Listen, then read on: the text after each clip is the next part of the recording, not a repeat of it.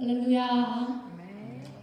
뉴라이프 한인교회 오신 여러분 진심으로 환영합니다. 11월 마지막 주 저희 말씀 듣고 또 찬양함으로 나아가겠습니다. 보라, 하나님은 나의 구원이시라. 내가 신뢰하고 두려움이 없으리니 주 여호와는 나의 힘이시며 나의 노래이시며 나의 구원이심이라. 아멘. 우리 이 시간 찬양하며 나아갈 때 우리의 힘이 되시고 우리의 구원이 되시고 우리의 도움이 되시고 우리의 위로가 되시는 예수님을 함께 찬양함으로 나아가겠습니다.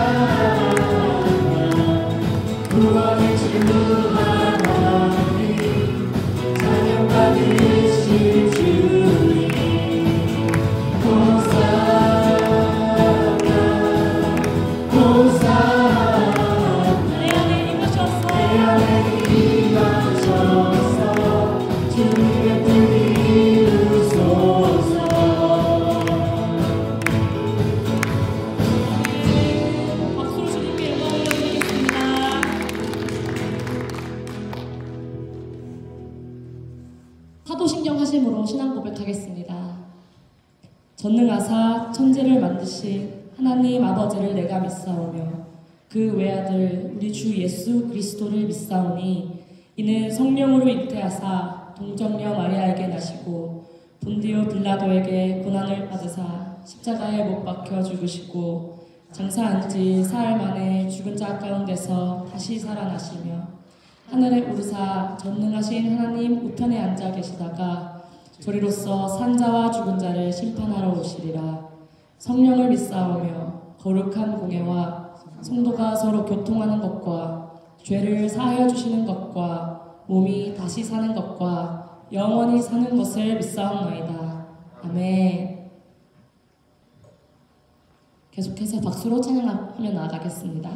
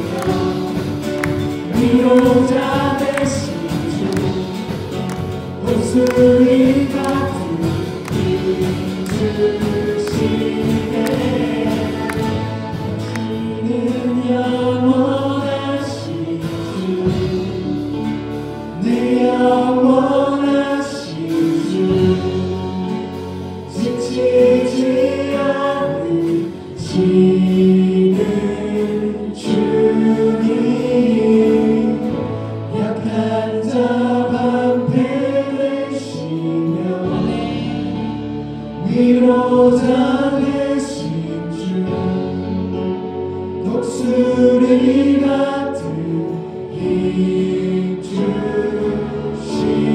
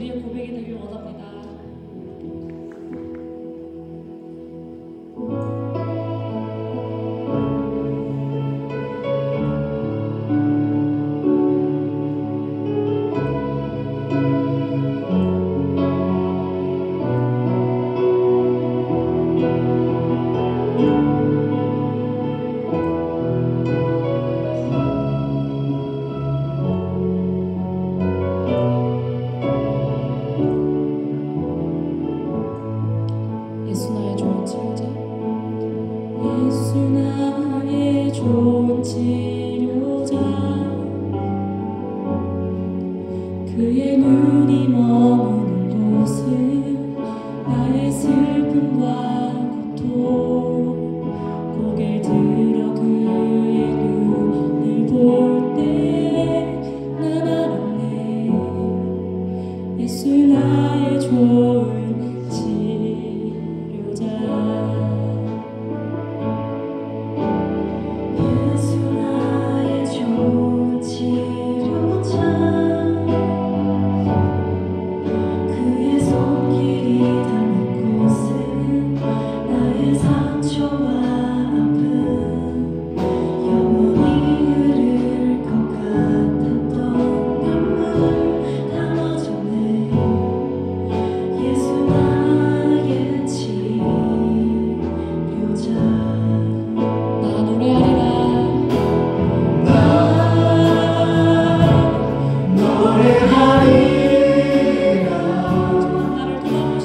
나를 돌아보신 구세주를 찬양해.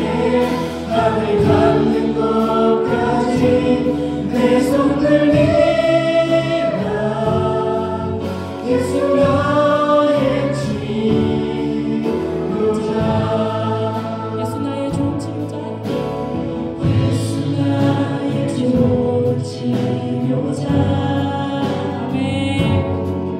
그의 눈이 머무는 곳은 나의 슬픔과 고통. 고개를 들어 그의 눈을 볼 때 난 알았네. 예수 나의 좋은 치료자.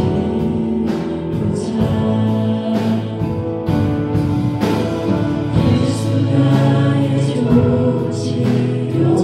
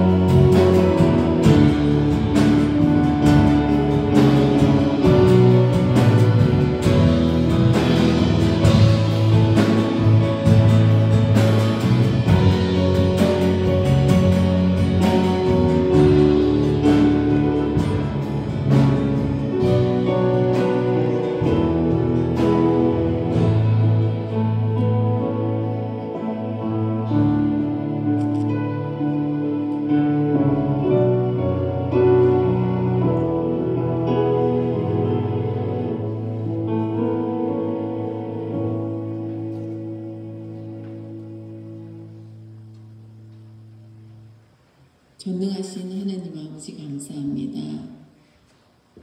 매 순간 하나님과 동행하며 우리의 삶을 온전히 맡기며 은혜를 구하고 때를 따라 도우시는 하나님의 은혜를 진정 복되게 누리기를 기도합니다. 예배를 통하여 우리의 몸과 마음이 정화되어 하나님 안에 거하는 기쁨을 누릴 수 있도록 인도하여 주시옵소서. 구하라, 찾으라, 두드리라.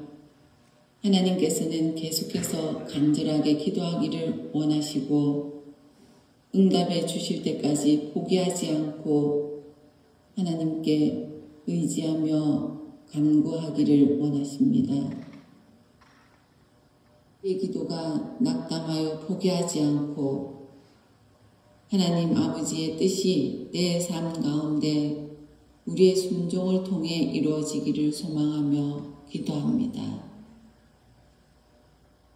하나님의 통치와 다스림, 그 은혜 안에서 보호하심과 인도하심으로 하나님의 뜻대로 이루어지기를 기도합니다.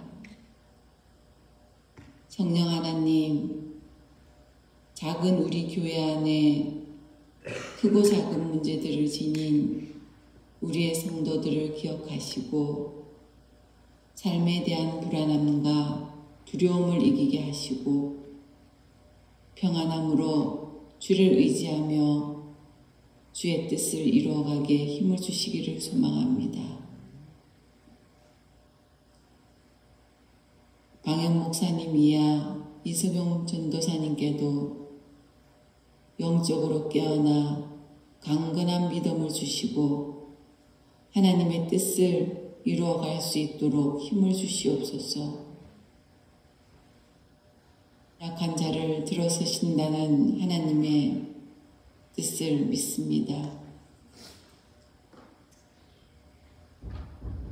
이 교회의 모든 성도들을 돌보시고 눈동자같이 살피시어 모두가 하나 되어 굳건한 교회를 이룰 수 있도록 축복하여 주시옵소서. 교회를 위해 수고하시는 찬양단과 여러 곳에서 알게 모르게 봉사하시는 손길들에게도 주님의 축복이 임하시길 기도합니다. 감사하오며 이 모든 말씀 우리 주 예수님 이름으로 기도드렸습니다. 아멘.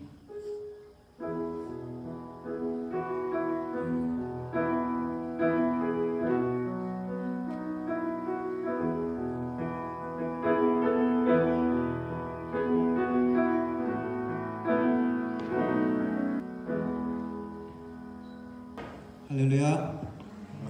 주님의 이름으로 예배 오신 여러분 환영합니다. 우리 좌우로 앞뒤로 인사합시다. 안녕하세요. 반갑습니다. 잘 오셨습니다. 오늘 예배 후에 소그룹 리더 모임 잠시 갖도록 하겠습니다. 리더 되시는 분들 기억해 주시기 바라고요.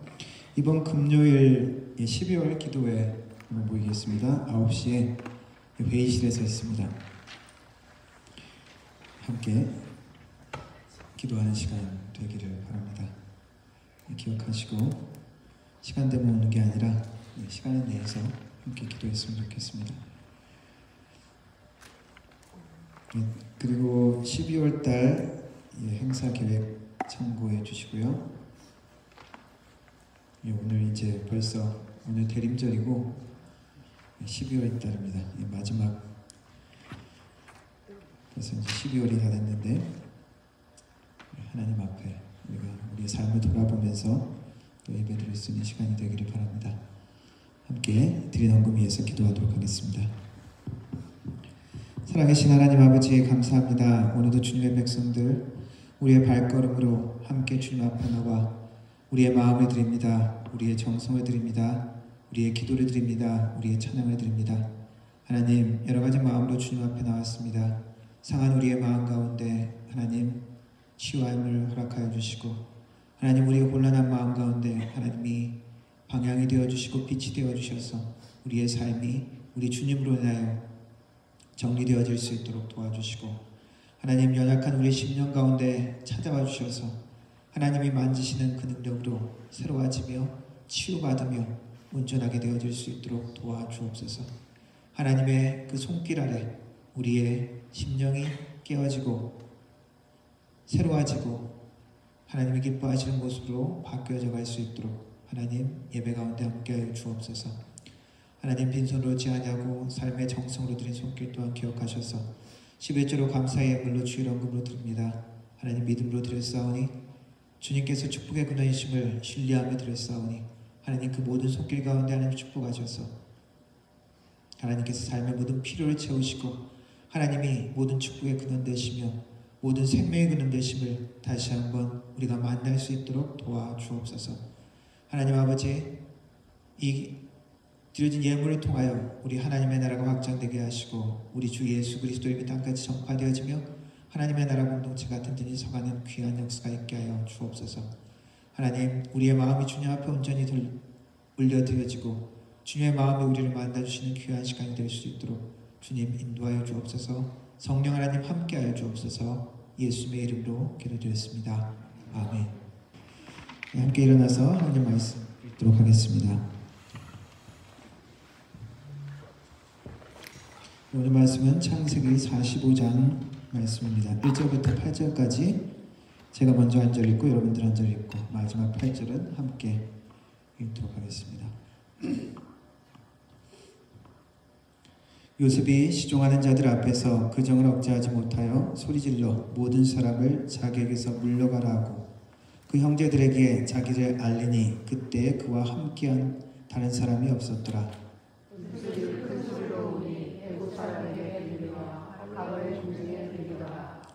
요셉이 그 형들에게 이르되 나는 요셉이라 내 아버지께서 아직 살아계시니까 형들이 그 앞에서 놀라서 대답하지 못하더라. 요셉이 형들에게 이르되 내게로 가까이 오소서. 그들이 가까이 가니 이르되 나는 당신들의 아우 요셉이니 당신들이 물에 판 자라. 당신들이 나를 이곳에 팔았다고 해서 근심하지 마소서. 한탄하지 마소서. 하나님이 생명을 구원하시려고 나를 당신들보다 먼저 보내셨나이다. 땅에 있는 동안 hun명이 들었으나 아직 보내는 발걸음을 못하고 수도 못할지라. 하나님이 큰 구원으로 당신들의 생명을 보존하고 당신들의 후손을 세상에 두시려고 나를 당신들보다 먼저 보내셨나니 그런즉 나를 이리로 보낸 이는 당신들이 아니요 하나님이시라. 하나님이 나를 바로에게 아버지로 삼으시고 그 온 집의 주로 삼으시며 애굽 온 땅의 통치자로 삼으셨나이다. 아멘. 영어를 읽겠습니다. Then Joseph could no longer control himself before all his attendants, and he cried out, "Have everyone leave my presence." So there was no one with Joseph when he made himself known to his brothers.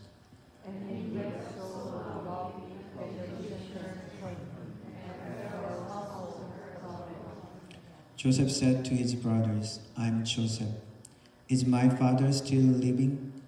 But his brothers were not able to answer him, because they were terrified at his presence. Then Joseph said to his brothers, "Come close to me." When they had come so, he said, "I am your brother Joseph, the one you sold into Egypt." And now do not be distressed, and do not be angry with yourselves for selling me here, because it was to save lives that God sent me ahead of you. For 2 years now there has been famine in the land, and for the next 5 years there will be no growing for anything.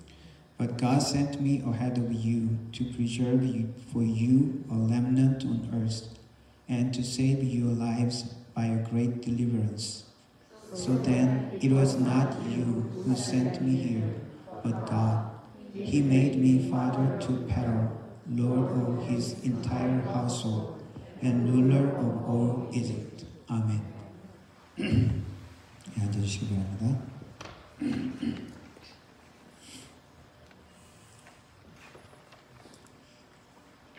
창세기 요셉 요셉에 대한 말씀, 이제 마지막 결말에 대한 말씀입니다. 요셉과 형제들이 화해하는 장면이죠. 화해라는 것은 쉬운 일이 아닙니다. 화해 가운데는 죄에 대한 고백도 있어야 되고 용서도 있어야 되기 때문이죠. There is no future without forgiveness. 데스먼드 투투라는 남아공의 진실화해위원회 의장이었던 사람이 한 말입니다. 이분은 앵글리칸 교회의 주교 신학자인 남아공 분인데, 남아공 여러분들이 기억할지 모르겠지만 남아공은 아파르테이트, 흑인 백인, 유색인종과 백인을 분리하는 그런 정책이 아주 극심했던 나라이기도 합니다. 그 분리 정책이 1994년에 공식적으로 그때서야 그게 폐지되었습니다. 그러면서 남아공의 진실과 화해위원회라는 기관을 통해서 일들을 잘 나름 마무리 지었습니다. 진실과 화해위원회 Truth and Reconciliation Commission 이라고 합니다. 그냥 화해라는 말이 아니라 진실이라는 말이 항상 들어가죠. 왜 그럴까? 진실, 사실이 없으면 진정한 화해도 어렵기 때문입니다. 아파르테이트 남아공의 이 정책은 아주 잔인하고 아주 차별적인 그런 정책이었습니다. 흑인과 백인이 같이 지내지를 아예 못하게 거주지조차도 분리하고, 유색인종들은 항상 언제 어디서든지 신분증을 갖고 다녀야 했습니다. 만약에 신분증을 안 갖고 있다가 걸리면은 투옥되기도 하고 처벌을 받기도 하고, 그리고 이 유색인종들은 따로 거주지를 따로 만들어서 거기에 영토의 80%를 백인이 10%도 안 되는 인구 백인들이 장악을 했고, 나머지 그 10 몇 프로 된 그 땅에 유색인종들, 흑인들을 집어넣어서 살게 했다고 합니다. 같이 당겨도 안 되고, 흑인과 백인들은, 그리고 같이 결혼하는 것 자체가 불법이었습니다. 처벌이 될 수 있는. 그리고 거기에 대한 반대 운동이나 그런 것들이 일어났을 때 잔인하게 또 진압했던 그런 이야기들도 있습니다. 그래서 시위하다가 총을 쏴가지고 사상자들이 많은 대부분이 도망가는 그런 군중들을 향해서 뒤에서 총상의 뒤에 이렇게 맞아서 죽은 사람들, 그런 일들이 많이 있었습니다. 고문, 학살, 그런 차별 정책이 한 50년 동안 계속되었다고 합니다. 그런데 민주화가 됐다고 그냥 없었던 일로 하자, 그냥 이제 좋게 지내자, 그러면 그게 될까요? 쉽지 않은 것이죠. 피해자는 여전히 고통 속에 있고 가해자는 책임 없이 그냥 지내게 될 수 있을까요? 그렇다면 이 공동체는 하나 되지 못할 것입니다. 나라가 분열이 되죠. 그리고 새로운 정부가 들어섰는데, 만델라 대통령이죠. 여전히 흑인 유색인종이 90%고 백인이 한 10%인데 그대로 두면은 또 보복이 일어나기 때문입니다. 새 정부가 백인에게 복수하기 시작하면 나라 전체가 피바다가 될 수 있죠. 항상 이런 일들이 우리 인간 역사에 많이 일어나기 때문입니다. 새로운 정부가 들어서면은 이전에 잘못됐던 것을 처벌하면서 또 다른 악을 만드는 경우가 많이 있기 때문입니다. 그래서 이 진실과 화해위원회가 우선적으로 둔 그 목표는 정지하고 단죄하는 게 목표가 아니라 공동체의 재건을 항상 우선순위로 두었습니다. 50년 넘게 그 체제에서 그 모든 것들을 다 일일이 찾아내서 처벌하게 된다면 이제 수십만 명이 처벌되어야 되기 때문이기도 하고, 그렇게 되면 국가 기능이 마비되기도 하죠. 하지만은 진실은 말해야 되고, 그래서 진실과 화해위원회를 만들었던 겁니다. 공동체의 회복을 목적으로 회복적 정의, restorative justice를 모델로 삼은 진실과 화해위원회, 아주 모범적인 첫 사례가 이 남아공의 이 모임이었습니다. 이 모델을 시작으로 다른 국가에 여러 비극적인 많은 일들이 있었었는데, 르완다 사태 여러분들 아시는지 모르겠지만 거기도 두 부족이 한 나라를 이루고 있는 주 두 부족이 서로 죽이고 하는 그런 아주 잔인한 일들이 일어났습니다. 엊그제 학교 선생님이었던 사람이 와서 자기를 죽이려 하고, 친척이었고 이웃이었던 사람들이 서로 죽이는 그런 아주 잔인한 일들이 일어났습니다. 그래서 그 모든 것들을 나중에 해결하기 위해서도 모델로 삼았던 게 이 남아공에 있던 진실과 화해위원회입니다. 한국에서도 과거사정리위원회 이런 것들이 있죠. 그 모델이 바로 이 남아공의 모델입니다. 이 진실과 화해위원회 의장이었던 사람은 넬슨 만델라가 임명한 그 데스몬드 투투라는 그 사람인데, 이 사람은 그 위원회의 방향을 잡았던 사람입니다. 원칙이 무엇이냐? 보복이 아니라 화해라는 그 원칙을 계속, 원칙이 흔들릴 수 있죠. 그러니까 원칙을 계속 고수했던 기준이 되었던 사람이라고 합니다. 왜냐하면 한쪽으로 치우칠 수 있으니까, 그죠? 보복하고 싶은 것들이 계속 올라올 거 아니에요? 과거에 그 잔인했던 모든 일들이 하나씩 드러날 때, 그가 이야기한 반복적인 주장은 이렇습니다. 진실 없이는 용서가 없다. 그러나 진실만으로는 공동체가 치유될 수 없다. 그래서 이 투투 주교는 피해자의 증언을 들으면서 종종 눈물을 많이 흘렸다고 합니다. 일부 비평가들은 그래도 그렇지 의장이 너무 감정적으로 그 앞에서 의장은 진행을 잘 해야 되고 하는데 그렇게 울면 안 된다, 그렇게 비난하기도 했지만, 많은 사람들은 마침내 국가가 사람답게 반응을 한다고 많은 위로를 받았다고 합니다. 가해자들에게는 분명한 책임을 무조건 면죄부를 주지 않고 진실을 밝히게 했고, 그리고 진심으로 사과하고 죄를 인정한 자들에게는 또 사면의 길을 열어주기도 했습니다. 그래서 회복적 정의, 그냥 정의가 아니라 회복적 정의, restorative justice 모델을 만들었던 것이죠. 이 데스몬드 투투 주교는 아파르트 헤이트 시대부터 비폭력 저항 운동의 핵심 역할을 했다고 합니다. 또 다른 악을 우리가 대항할 때 악이 나오기 쉽습니다. 그런데 비폭력 저항 운동 쉽지 않죠. 그 일을 이끌었다고 합니다. 사진에 보면 저기 빨간 옷 입은 아저씨, 흰머리 있는 아저씨가 데스몬드 투투입니다. 미로슬라브 벌크라는 유고의 신학자는 진실과 화해에 대해서 이렇게 이야기했습니다. 진정한 화해는 정의와 포용이 두 가지가 필요하다. 용서는 불가능하다. 어떨 때 불가능하다? 영어가 그랬습니다. Forgiveness is impossible without 뭐 하지 않고는 불가능하다. Naming the truth. 진실을 말하고 confronting injustice. 불의에 대해서 저항하고, 그리고 acknowledging responsibility. 책임을 인정하지 않고는. 그리고 뒤에 또 뭐라는 얘기했냐면, 피해자가 원수를 포용해야만, 그 과정까지 있어야만 정의 하나만으로는 치유가 되지 않는다. 그리스도 안에서 예수께서 보여주신,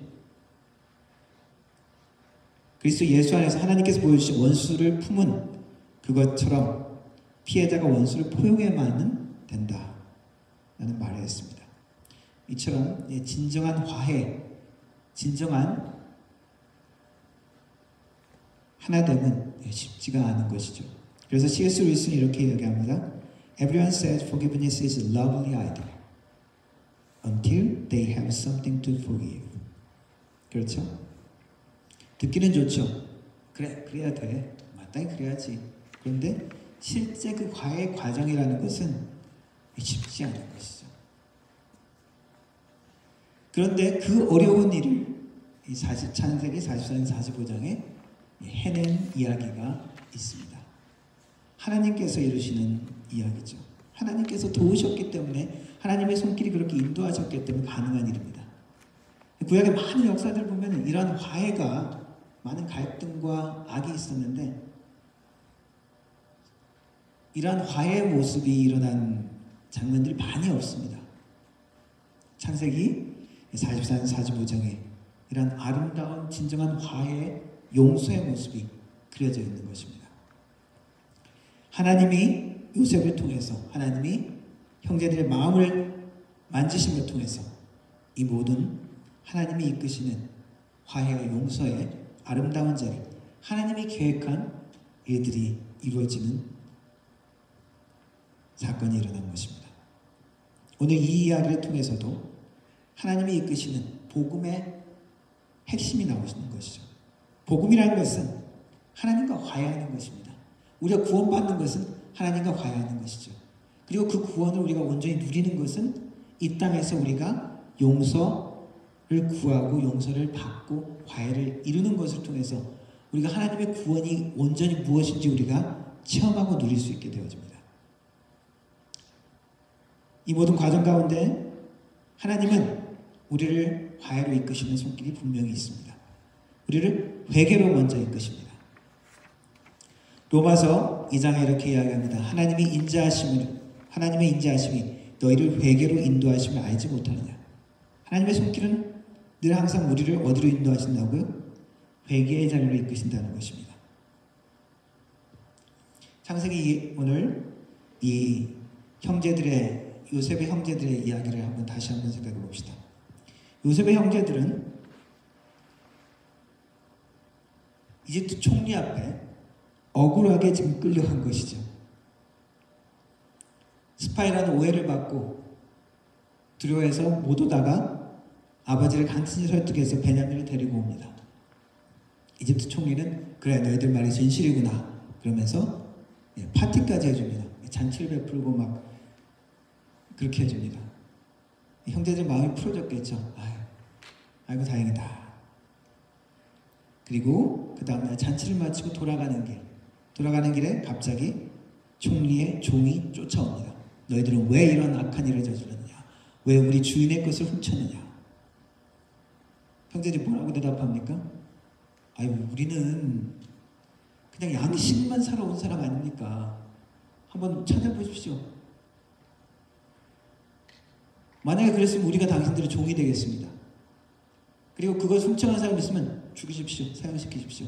그럴 정도로 당당했던 거죠. 그런데 물건이 뒤져보니까 어떻습니까? 총리의 은잔이 나왔죠. 그것도 베냐민의 꾸러미에서. 형제들은 옷을 찢습니다. 옷을 찢고 슬퍼합니다. 어찌하여 이러한 일들이 일어났는가? 처음에 그 종이 이야기했습니다. 너희들이 그 잔을 훔쳐간 사람만 내가 잡아가겠다. 너희들은 가둬줬다. 그런데 형제들은 옷을 찢고 다 같이 요셉 앞에, 이집트 총리 앞에 옵니다. 그 앞에 가서 그 앞에 엎드려서 이야기하죠. 하나님이 우리의 죄악을 발견하셨습니다. 하나님이 우리의 죄악을 찾으셨습니다. 우리가 당신의 종이 되겠습니다. 그때 총리가 이야기합니다. 아니, 너희들은 다 다른 사람은 다 가도 되고 그 내 잔을 훔친 그 베냐민 그 사람만 내가 종으로 삼겠다. 너희들은 돌아가도 좋다. 근데 그때 형제들이 아이고 감사합니다. 그리고 돌아가지 않았죠. 유다가 대신해서 총리 앞에 나가서 무릎을 꿇고 엎드리면서 이야기합니다. 창세기에 보면은 가장 길게 혼자 이렇게 대화 중에 이야기했던 장면이 이 유다가 쭉 이야기를 하는 장면입니다. 처음부터 이야기를 하죠. 우리에게 형제가 12이 있었는데 다시 한번 쭉 얘기를 합니다. 그리고 이 베냐민이 어떠한 존재인지, 아버지에게 어떠한 존재인지 총리 앞에 하소연을 하면서 이야기합니다. 이 베냐민을 데려가지 않으려면 나이든 우리 아버지가 죽습니다. 그리고 내가 이 아이를 데려오겠다고 아버지 앞에 맹세를 했습니다. 이 아이 대신에 나를 종으로 삼아 주십시오. 지금 형제들이 이집트 총리 앞에 끌려온 사건, 자신들이 잘못해서 그랬던 건가요? 죄를 지어서 이집트 총리 앞에 끌려온 것일까요? 끌려온 그 자체는 사실 억울한 거죠. 죄가 없는 것입니다. 우린 죄가 없으니까.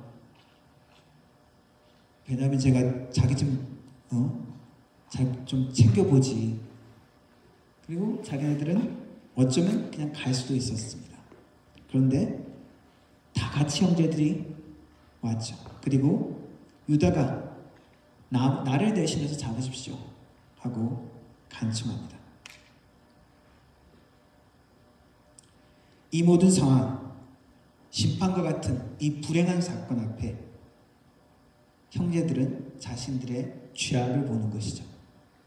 20년 전에 저질렀던 그 죄악. 유다는 어떻습니까? 야, 괜히 우리 손에 피 묻히지 말고 팔아버리자 라고 했던 그 유다가 이제 또 다른 형제 베냐민을 그냥 팔아버리는 것이 아니라, 넘겨준 것이 아니라 그 대신에 내가 대신 종이 되겠습니다 라고 나섭니다. 왜 그랬을까요? 이 모든 상황 가운데 하나님의 손길이 있다는 것을 인정한 것이죠. 자신들의 죄악을 건드리고 하나님께서 다루신다는 것을 인정한 것입니다. 하나님은 우리의 죄악을 그냥 넘어가기 원치 않으십니다. 반드시 우리의 죄악을 다루시기 원하십니다. 때로는 직접적으로 다루시죠. 다윗이 밧세바를 취하고 우리아를 죽인 그 범죄를 하나님은 그냥 넘어가지 않으시고 회개하지 않는 다윗에게 찾아오셨습니다. 나단 선지자를 통해서 그 앞에서 죄를 직접적으로 지적하죠. 다시 그 앞에 회개합니다. 때로는 하나님이 직접적으로 하는 것이 아니라 간접적인 상황을 통해서 우리가 깨닫기를 원하십니다. 요나는 하나님의 명령을 듣지 않고 정반대로, 완전히 반항한 거죠. 정반대쪽으로 도망갔습니다. 배를 타고 도망가다가 풍랑을 만나죠. 그 풍랑 가운데 뭐라고 이야기합니까? 자기의 죄를 고백하죠. 나 때문에 그랬다.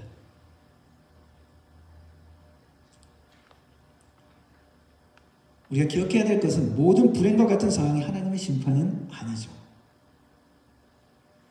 때로는 축복 같은 상황이 우리의 무죄함과 하나님 앞에 잘하고 있다는 증거도 아닙니다. 그런데 중요한 것은 무엇입니까? 고난이 무엇인지를 알아야 된다는 것입니다. 고난의 의미가 무엇인지 하나님 앞에 물어야 된다는 것입니다. 요셉은 지금 총리가 됐지만 요셉이 겪었던 그 모든 고난, 요셉은 그 꿈, 자기의 꿈과 이 고난을 연결시켜서 하나님 앞에 계속 물었을 것입니다. 꿈의 해석자는 고난의 해석자이기도 합니다. 그래서 어떤 고난은 요셉의 경우처럼 그 당시에는 억울하고 우리가 이유를 알지 못하는 하나님의 깊은 뜻이 있는 경우도 있는 것이죠. 욥이 당했던 고난과 같은 것입니다. 그 당시에는 억울하고 힘들고 고통스럽고 그저 하나님 앞에 나갈 수밖에 없는 고난. 많은 선지자들이 하나님의 이름 때문에 당했던 많은 핍박과 고난, 이 세상의 죄 때문에 당했던 고난. 그러나 때로는 어떤 상황과 환경 가운데 하나님께서 우리의 마음 가운데 우리가 하나님 앞에 나아가기를 원하십니다. 우리의 마음 가운데 하나님 앞에 돌아가기를 원하시는 거죠. 회개하기를 원하시는 것입니다. 우리의 삶에 우리는 어떨까요? 어떤 어려운 일이나 불행 같은 일이 일어나 엉뚱하게 사건 같은 것들이 일어나면 어떤 생각이 들 수 있을까요? 글쎄요, 얼마나 내가 떳떳해서 얼마나 많은 수많은 죄를 지었을까? 그래서 생각해 보면은 그 모든 것들이 하나님의 심판같이 느껴질 수도 있을 것 같습니다. 그래서 고난의 의미에 대해서 우리가 하나님 앞에 무릎 꿇고 나아가야 합니다. 과연 하나님 나의 삶에 무언가를 다루시길 원하십니까? 아니면 지금 이 고난의 의미가 하나님의 더 큰 어떤 계획을 이루시기 위한 어떤 과정입니까? 우리가 하나님 앞에 물어야 합니다. 중요한 것 중에 하나는 하나님은 우리가 하나님 앞에 회개하고 깨끗함으로 나오기를 원하신다는 것입니다. 하나님은 우리가 회개하기를 원하시지만 또 한편으로는 우리가 다른 사람을 용서하기를 원하십니다. 우리가 당하는 많은 고난과 어려움 가운데서는 우리 때문에 본인 스스로의 잘못 때문에 일어난 일도 있지만 또 하나는 다른 사람의 악 때문에 우리가 피해자로서 우리가 고난당하는 경우가 많이 있습니다. 그래서 따지고 보면 우리 모두는 다 죄인인 동시에 우리 모두는 피해자이기도 하죠. 그 죄에 대한 피해자이기도 합니다. 에베소서 4장에 사도 바울은 이렇게 이야기했습니다. 서로 친절하게 하며 불쌍히 여기며 서로 용서하기를 하나님이 그리스도 안에서 너희를 용서하신 것 같이 하라. 최근에 우리 캄보디아에 우리 한국인 납치되고 범죄에 연루된 많은 그 이야기들 뉴스로 들으셨을 것 같습니다. 많은 사람이 어떻다고 그럽니까? 가해자인 동시에 피해자인 사람도 많다고 이야기하죠. 피해자가 돼서 거기 끌려가서 협박과 고문 같은 상황 때문에 어쩔 수 없이 또 다른 사람을 끌어들이게 되는. 트럼프하고도 연관돼 있다고 지금도 그 이야기가 많이 밝혀지지 않았지만 진실인지 아닌지 어디까지 진실인지 모르지만 앱스타인 파일 그 이야기도 그렇습니다. 거기 미성년자 접대에 대한 이야기가 나오거든요.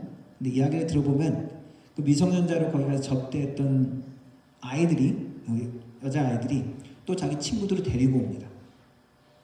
피해자인 동시에 가해자가 되는 거죠. 그런 경우가 많이 있습니다. JMS 사건에도 보면 많은 피해자들이 피해자이면서 또 가해자가 되기도 합니다.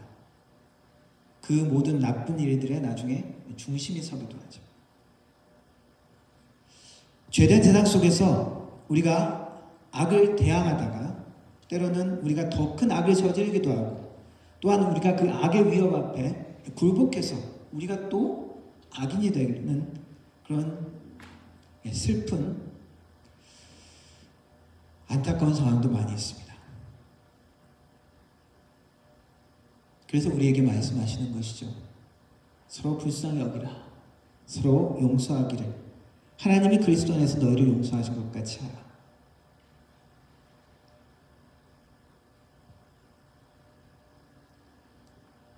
성경에 많은 용서와 화해, 이 요셉의 이야기가 아주 모범적인 이야기인데 이 요셉의 이야기를 보면은 요셉이 울었다는 표현이 총 7번 나옵니다. 첫 번째 형들이 자기네 옛날 죄악을 생각하면서 막 고백하는 모습을 보고 요셉이 눈물을 흘렸고 몰래 울었죠. 베냐민을 처음 만났을 때 다시 그 반가움과 그 상처가 생각나면서 또 혼자 가서 막 울었습니다. 오늘 말씀에 또 요셉이 눈물을 터뜨리죠. 그리고 이 45장에 보면은 그리고 나서 요셉이 또 이 형제들 앞에 또 가서 형제들을 요셉입니다 라고 얘기하면서 지금 눈물을 흘리고, 베냐민 앞에 또 가서 또 눈물을 흘렸다는 표현이 나오고, 또 형제들을 끌어안고 형제들과 또 같이 울었다는 표현이 또 나옵니다. 이 장에서만 3번이나 나옵니다. 이 용서가 완성되기 위해서는 그만큼 고통스러운 그러한 아픔과 상처가 드러난다는 것이죠. 그만큼 쉽지 않다는 것입니다.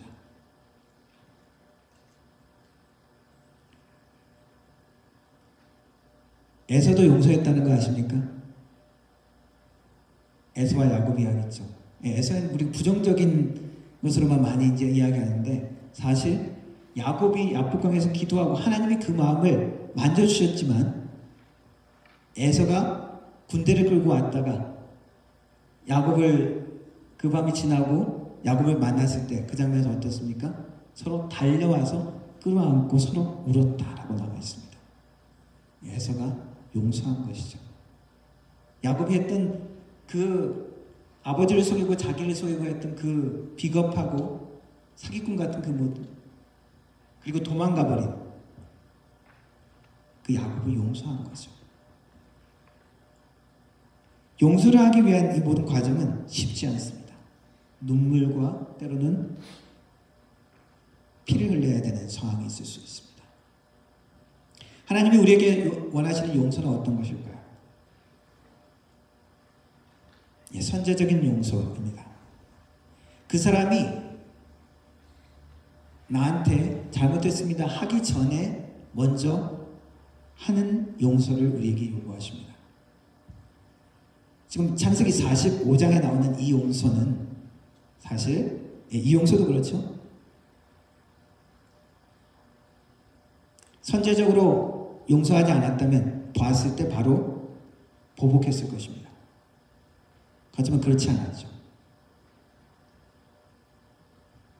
45장에는 선제적인 용서와 함께 회복적인 관계적인 용서도 일어납니다. 왜냐하면 가해자였던 형들이 자신들의 죄를 고백했기 때문이죠. 우리가 무슨 용서하라고 해서 모든 우리가 상황 가운데 그냥 관계적인 용서도 다 허용하라는 말은 아닙니다. 가해자의 태도의 변화가 일어나지 않는 상황에서 관계적인 용서까지 한다면은 그 죄를 그냥 넘어가는 게 되죠. 정의가 실현되지 않는 것입니다. 그리고 어떤 상황에는 폭력이나 범죄 같은 상황도 있을 수 있겠죠. 당사자의 안전을 생각하지 못하고 관계적인 용서까지 원하는 것이 아닙니다. 하나님이 말씀하시는 용서는 선제적인 용서인 것이죠. 관계적인 용서는 가해자나 그 모든 상황과 환경이 안전했을 때, 가해자가 인정했을 때, 진실이 드러났을 때, 그때 가능한 것이 관계적인 용서죠. 우리에게 요구하시는 것은 일단 선제적인 용서입니다. 그러나 그것도 쉽지 않죠. 요셉이 많은 눈물을 흘렸던 것처럼 그 용서의 과정은 단번에 이루어지지도 않습니다. 그러나 우리에게 원하시는 것은 우리가 용서함을 통하여 회복하고 치유받기를 원하십니다. 요셉에게 꿈을 주신 궁극적인 목적은 무엇이었습니까? 그 꿈은 무엇이었죠? 형제들이 자신 앞에 엎드려 절하는 것. 그냥 이집트에 총리로서 그들 앞에 권위를 부리고 그들보다 높아졌던 것. 그것이 목적이 끝이 아니었죠. 요셉은 하나님의 그 꿈을 해석했습니다. 그 목적은 지금 45장 이 장면이라는 것이죠. 화해하는 것이고, 그리고 그것을 통해서 가뭄의 이 위험한 순간에 이 야곱의 족속이 살아남는 것이죠. 관계적인 회복, 이것이 하나님의 계획 중에 하나였습니다. 이것이 요셉을 이끈 하나님의 꿈이었던 것입니다. 많은 사람들이 임종 때의 마지막 순간에 후회하는 것 중에 하나가, 내가 돈을 좀 더 벌어야 되는데, 내가 여행을 좀 더 했어야 되는데, 내가 조금 더 맛있는 거 먹어서 했는데, 이런 것보다 뭐라 그럽니까? 관계적인 후회를 얘기한다는 것이죠. 내가 누구하고, 우리 가족하고, 누구하고 조금 더 즐겁게 사랑하면서 잘 지냈었어야 했는데. 이 사람에게는 가장 중요한 것 중에 하나는 관계입니다. 그래서 하나님의 구원을 골로새서 1장에 이렇게 표현합니다. 아버지께서 모든 충만으로 예수 안에 거하게 하시고 그의 십자가의 피로 화평을 이루사 만물 곧 땅에 있는 것들이나 하늘에 있는 것들을 그로 말미암아 자기와 화목하게 되기를 기뻐하심이라. 하나님의 구원을 화목하게 됨으로 설명한 것입니다. 하나님의 구원을 탕자가 그 아버지와의 관계가 회복되는 것처럼, 아버지 집에 다시 돌아가는 것처럼 구원인 것이죠. 관계 회복인 것입니다. 우리가 하나님과의 관계가 회복되는 것, 그것이 구원입니다. 그러나 그 구원을 온전히 누리는 것은 무엇입니까? 너희가 형제의 죄를 용서하지 않으면 나도 용서하지 않겠다. 하나님이 성경 말씀 강하게 표현했죠. 그 구원의 관계 회복을 온전히 누리고 하나님의 용서를 체험하는 것은 우리 관계 안의 용서와 회복입니다. 쉽지 않은 일입니다. 상대방이 나한테 행한 행동, 말, 상처, 그리고 여전히 뻔뻔스러운 모습,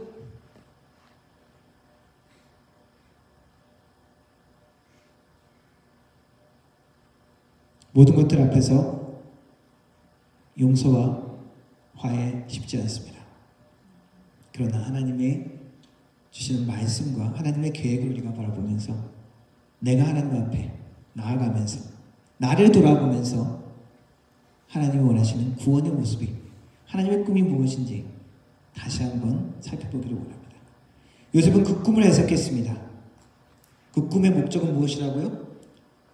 자신이 높아지는 것, 그것이 아니죠. 그것을 넘어서는 것입니다. 화해와 형제들의 화해와 형제들의 구원의 자리인 것입니다.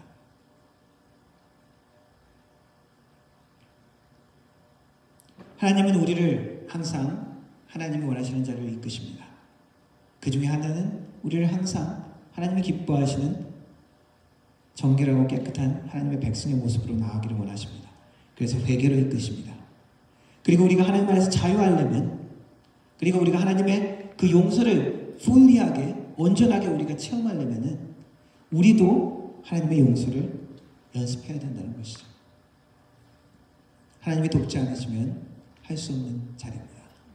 하나님이 마음에 위로함을 주시고 치유함을 주시지 않는다면 우리는 할 수 없는 일입니다.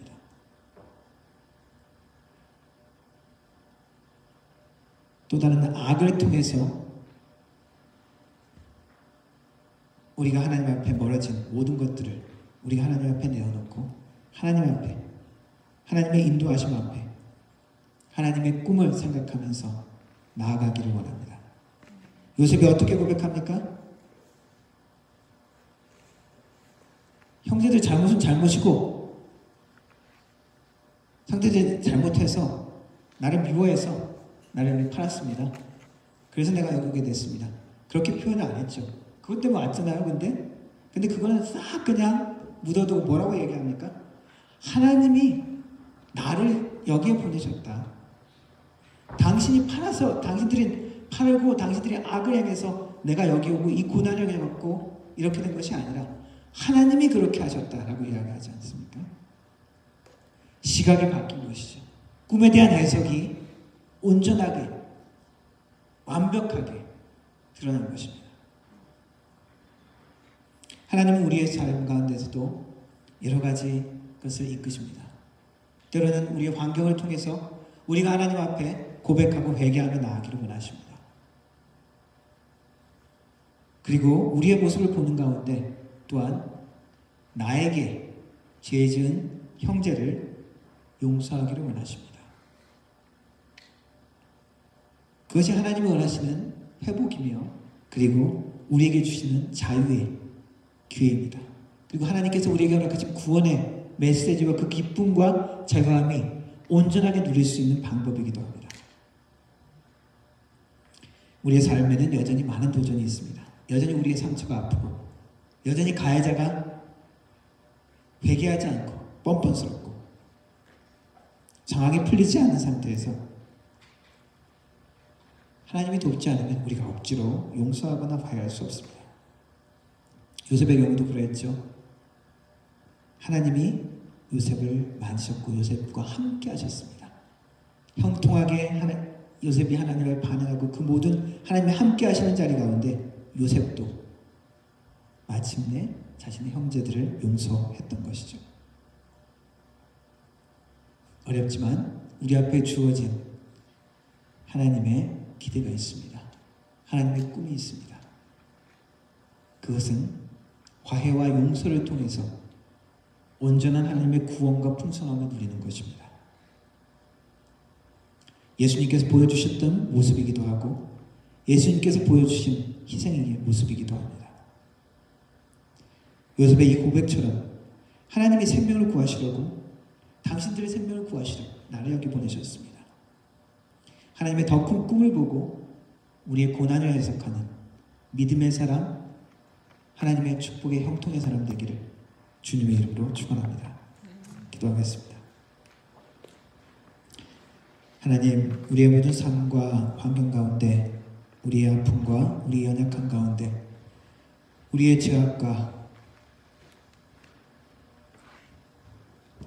악을 대하면서 또 다른 악을 저지른 우리의 모습들을 주님 앞에 내어놓습니다. 하나님, 우리를 긍휼히 여기시고 하나님의 온전케 하심이 새롭게 하심이 우리를 만나 주옵소서. 예수 그리스도의 용서하심과 죄인된 우리를 사랑하셨던 그 사랑이 우리의 마음을 만지시고 하나님의 용서하심이 하나님의 새롭게 하심이 우리를 새롭게 하여 주옵소서. 하나님이 원하시는 진리가 드러나게 하시고 하나님이 원하시는 온전한 회복과 화해가 용서가 우리의 가정 가운데 이 교회 가운데 우리의 일터 가운데 우리의 발걸음이 닿는 곳 가운데 나타날 수 있도록 주님 인도하여 주옵소서. 그래서 하나님의 구원의 생명이 화해와 용서가 우리의 삶을 통해서 체험되어지고 이루어지는 귀한 역사가 있게 하여 주옵소서. 예수님의 이름으로 기도드렸습니다. 아멘. 함께 찬양하겠습니다. 비준비하신 찬양하도록 하겠습니다.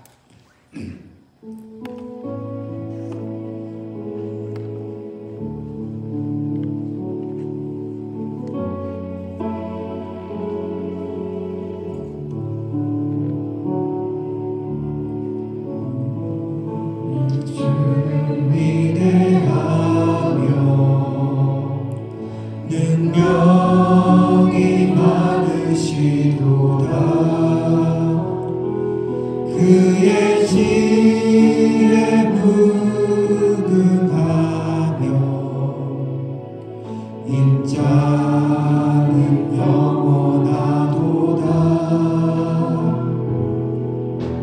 상한 자를 고치시며 상처를 싸매시도다.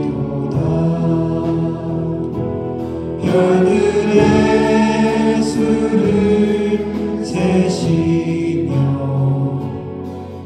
이름을 붙이셨도다. 우리 주는 위대하며 우리 주는 위대하며 능력이 많으시도다. 그의 지혜 무궁하며 인자는 영원하도다. 상한 자를 고치시며 상처를 싸매시도다. 별들의 수를 세시며 이름을 붙이셨도다. 그가 구름으로 하늘을 덮으시며 나를 위하여 준비하시니 예루살렘아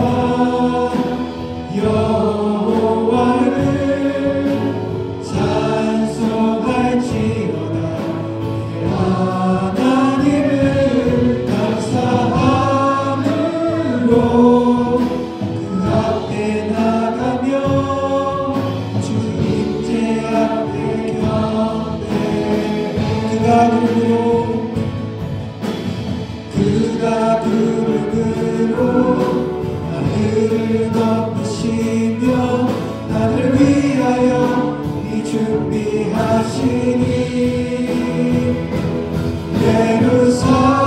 예루살렘아 여호와를 찬송할지어다 내 하나님을 감사함으로 앞에 나가며 주인제 앞에 경배해.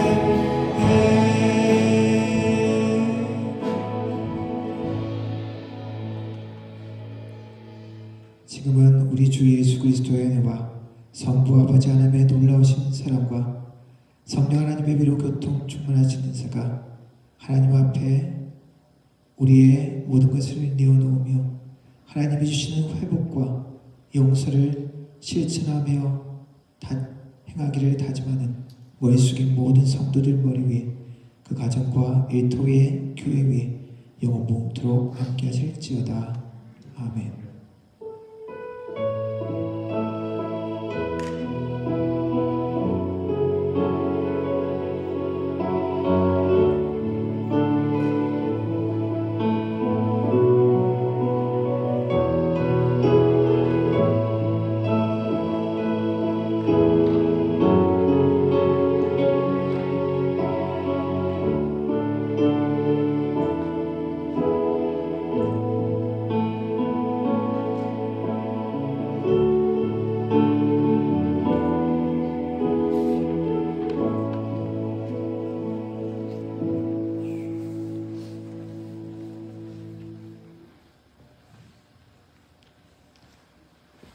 아멘. 예배를 마쳤습니다.